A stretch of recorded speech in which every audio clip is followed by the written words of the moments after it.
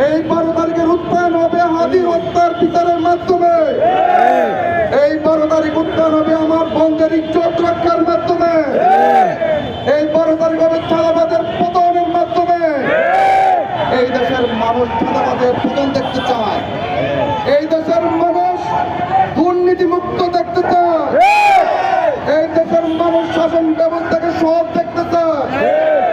এই জন্য 12 তারিখে যে নির্বাচন হতে যাচ্ছে সেটা সৎ এবং দুর্নীতির বিরুদ্ধে। এই দেশের মানুষ সতের পক্ষে ভোট দেওয়ার জন্য মুখে আছে।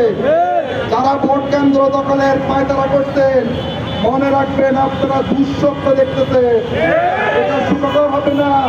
এই দেশের মানুষ প্রস্তুতি নিয়েছে। যদি আপনারা 12 তারিখে ভোট কেন্দ্র দখলের চিন্তা করেন, স্বপ্ন দেখেন, মনে রাখবেন এই জাতি যেভাবে ঐক্যবদ্ধ হয়েছে আপনাদেরকে প্রতিহত করার জন্য এই জাতি সর্বাত্মক প্রস্তুতি নিয়ে রেখেছে। ইনশাআল্লাহ 12 তারিখে আপনাদের ওই চিন্তা করেন না।